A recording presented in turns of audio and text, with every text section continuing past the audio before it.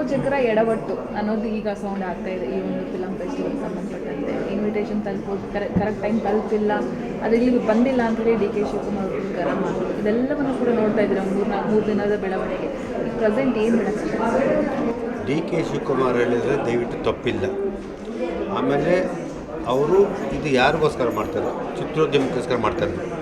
ಅವ್ರು ಹೇಳಿದಷ್ಟೇ, ಇದು ನನ್ನ ಮನೆ ಕೆಲಸ ಅಲ್ಲ, ಮಾನ್ಯ ಮುಖ್ಯಮಂತ್ರಿ ಮನೆ ಕೆಲಸ ಅಲ್ಲ, ಇದು ಚಿತ್ರೋದ್ಯಮಕ್ಕೆ ಬೆಂಗಳೂರು ಇಂಟರ್ನ್ಯಾಷನಲ್ ಫಿಲಮ್ ಫೆಸ್ಟಿವಲ್ನ ನಾವು ಬೆಂಗಳೂರು ಮಾಡ್ತಾಯಿದ್ದು ಖುಷಿಯಿಂದಿರಬೇಕು. ಏನು ಬೇಕು ಸರ್ಕಾರ ಎಲ್ಲ ತಿಳ್ಕೊಡ್ತಿದೆ.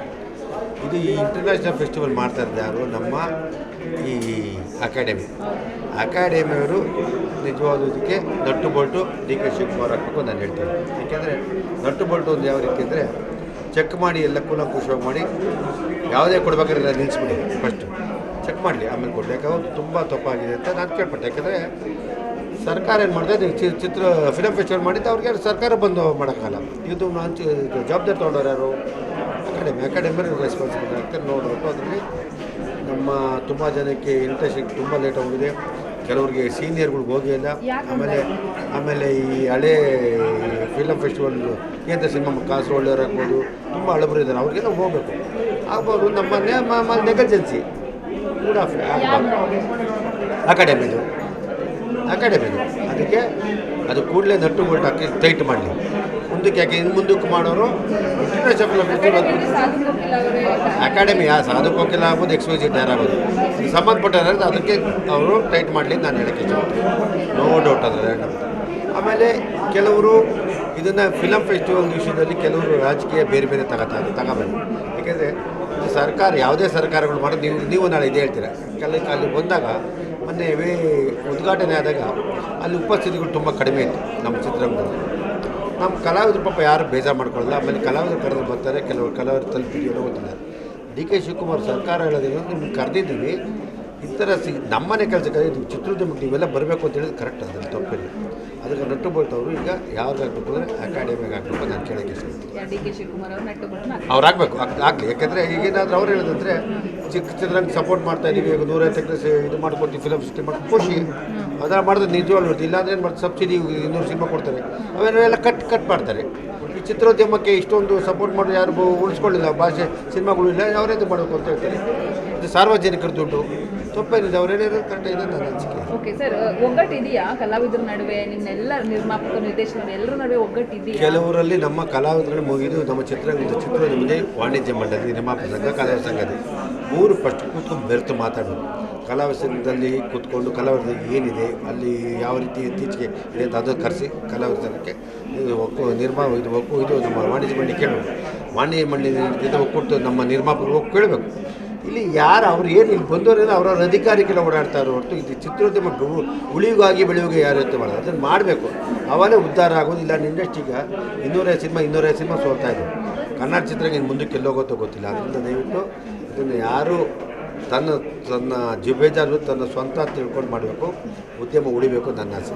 ರಶ್ಮಿಕಾ ಮಂದಣ್ಣ ಅವ್ರ ಬಗ್ಗೆ ಕೂಡ ರವಿ ಗಾಣಿಗ ಶಾಸಕರು ಹೇಳ್ತಾರೆ, ಅಂದರೆ ಕನ್ನಡ ನಾಡಿಂದ ಹೋಗಿ ಕನ್ನಡ ನಾಡೇ ಗೊತ್ತಿಲ್ಲ, ಬೆಂಗಳೂರೇ ಗೊತ್ತಿಲ್ಲ ಅನ್ನೋ ರೇಂಜಿಗೆ ಮಾತಾಡ್ತಾರೆ. ಅವರು ಹೈದರಾಬಾದ್ ಅಂತ ಮಾತಾಡ್ತಾರೆ.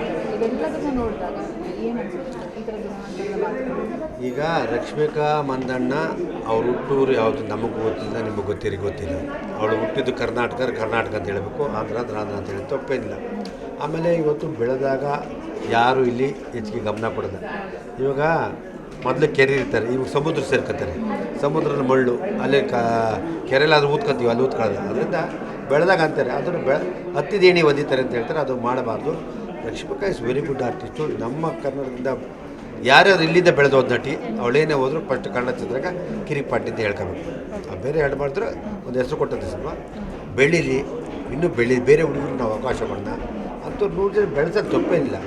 ಇದೇ ರವಿ ನಮ್ಮ ಗಾಣಿಗಾರು ಹೇಳಿದ್ರೆ ಕರೆಕ್ಟ್. ಯಾಕಂದರೆ ನಮ್ಮ ಚಿತ್ರರಂಗದಲ್ಲಿ ಬೆಳೆದಿದ್ದೀರಾ, ನೀವೆಲ್ಲ ಮಾಡಬೇಡಿ, ನಮ್ಮ ಭಾಷೆ ಬೆಳೀತೀರ ಅಂತ ಅವ್ರು ಹೇಳಿದ್ದು ಕರೆಕ್ಟ್, ತಪ್ಪಿಲ್ಲ. ಅವ್ರು ಹೇಳ್ತಾ ಇರೋದು ಯಾವ ವೈಯಕ್ತಿಕ ದ್ವೇಷದಿಂದ ಅಲ್ಲ, ನೀವೆಲ್ಲ ಇಲ್ಲಿ ಬೆಳೆದ್ಬಿಟ್ಟು ಹಿಂಗೆ ಮಾಡಲ್ಲ ಅಂತ ನೋಡಬೇಕು ಅಂತ ಹೇಳಿದ್ದು ನಿಜ. ಅದನ್ನು ಅವ್ರು ಅರ್ಥ ಮಾಡ್ಕೋಬೇಕು. ಇನ್ನು ಮುಂದಕ್ಕೆಲ್ಲ ಕಲಾವಿದರುಗಳು ಅರ್ಥ ಮಾಡ್ಕೋಬೇಕು. ನಾನು ಬೆಳೆದ ತಕ್ಷಣ ನೀನು ಹೋಗು, ಹಿಂದಿ ಮಾಡು, ಇಂಗ್ಲೀಷ್ ಮಾಡು, ತೆಲುಗು ಮಾಡು, ತಮಿಳು ಮಾಡು, ಯಾವುದೇ ಮಾಡು, ನಿಮಗೆಲ್ಲ ಒಳ್ಳೆಯದು. ಅಲ್ಲೇ ಕಲಾವಿದ್ರು ಮಾಡಿ, ನಮ್ಮ ಕಲಾವಿದ್ರು ಮಾಡಲಿ, ಅವ್ರ ಕಲಾವಿದ್ರು ಮಾಡಲಿ, ನೀವು ನಿನ್ನ ಸ್ವಂತ ಸಿನಿಮಾನ ಈ ಮಣ್ಣನ್ನು ಮರಿಬೇಡಿ ಅಂತ ಹೇಳಕ್ಕೆ. ಕನ್ನಡ ನಾಡು ನೆಲ ಜಲ ಅಂತ ಬಂದಾಗ ನೀವೆಲ್ಲರೂ ಮತ್ತೆ ಅಣ್ಣವ್ರ ಕಾಲದಲ್ಲಿ ಒಂದು ಒಗ್ಗಟ್ಟಿತ್ತು ಸರ್. ಆ ಒಗ್ಗಟ್ಟು ಇತ್ತೀಚೆಗೆ ಯಾಕೂ ಸ್ವಲ್ಪ ಅಷ್ಟು ಕಾಣಿಸ್ತಿಲ್ಲ. ಏನಾದರೂ ಬೇಗ ಬರ್ತಾರೆ ಹೋದ್ರಾಯ್ತು ಕೂಡ ಅನ್ನೋ ಥರ ಒಂದು ಇಗ್ನೋರೆನ್ಸ್ ಕೂಡ ಕಾಣಿಸ್ತಾ ಇದೆ. ಅಣ್ಣವ್ರ ಕಾಲದಲ್ಲಿ ತುಂಬ ಅವ್ರು ಅನೌನ್ಸ್ ಮಾಡೋದು ಬರ್ತಾಯಿದ್ರು, ಅಲ್ಲಿ ಅದೇ ರೀತಿ ನೋಡ್ಕೊಳ್ಳೋದು ಸೇಫ್ಟಿ ಇರೋದು. ಇಲ್ಲಿ ಯಾರು ಜವಾಬ್ದಾರಿ ತಗೋತಾ ಇಲ್ಲ. ಆ ನೇತೃತ್ವ ಅಂಬರೀಷ್ ಅವರಿದ್ದಾಗ ಎಲ್ಲ ನುಗ್ಗಿ ಮಾಡೋದು. ಅದಕ್ಕೆ ನಮ್ಮ ಕಲಾವಿದರಿಂದ ಯಾರೇ ಆಗಲಿ ಇಂಡಸ್ಟ್ರಿ ಕಲಾವಿದರಾಗ್ಬೋದು, ನಿರ್ಮಾಪಕರಾಗ್ಬೋದು ಅಥವಾ ಯಾರೋ ಒಬ್ಬರು ಕ್ಯಾಪ್ಟನ್ಶಿಪ್ ಬೇಕು ನಮಗೆ. ತೊಗೊಂಡ್ರೆ ಜವಾಬ್ದಾರಿ ಇಂಡಸ್ಟ್ರಿ ಉಳಿತದೆ. ಇಲ್ಲಾಂದರೆ ಎತ್ತು ನೀರು ಕಡೆ ಇಟ್ಕೊಂಡು ಗೆಗೆರೆಗೆ ಆ ಥರ ಆಗ್ಬಿಡುತ್ತೆ. ಇಂಡಸ್ಟ್ರಿ ಅದಾಗಬಾರ್ದು. ಯಾಕೆಂದರೆ ನಮ್ಮ ಇಂಡಸ್ಟ್ರಿ ಇಡೀ ಸೌತ್ ಇಂಡಿಯಾ ಇವತ್ತು ಭಾರತ ಚಿತ್ರರಂಗ ತಿರುಗಿ ನೋಡ್ತಾ ನಮ್ಮ ಕನ್ನಡ ಸಿನಿಮಾಗಳನ್ನ ನಿರ್ದೇಶಕರನ್ನ ಅದನ್ನು ಬೆಳೆಸ್ಕೊಂಡು ಉಳಿಸ್ಕೋಬೇಕು. ಎಲ್ಲರೂ ನಮ್ಮ ಚಿತ್ರೋದ್ಯಮ ಬೆಳೀಲಿ ಅಂತ ನಾನು ಆಸೆ ಮಾಡ್ತೀನಿ. ಜಿ ಕನ್ನಡ ನ್ಯೂಸ್ ಈಗ ನಿಮ್ಮ ಮನೆಯಲ್ಲೇ ನೋಡಿ. ಎಲ್ಲ ಕೇಬಲ್ಗಳಲ್ಲಿ ಈಗ ಲಭ್ಯ.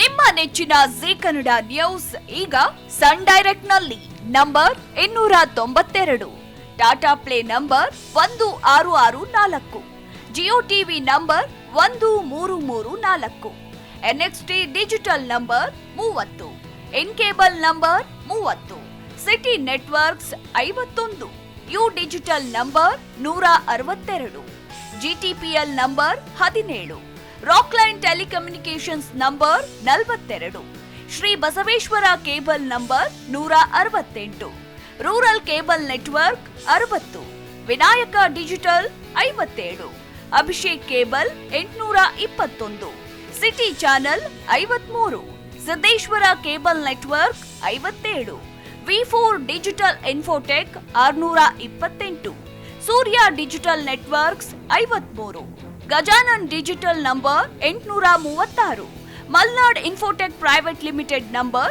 56, Metrocast number 830, victory digital number 167ರಲ್ಲಿ ನೋಡಿ ಆನಂದಿಸಿ.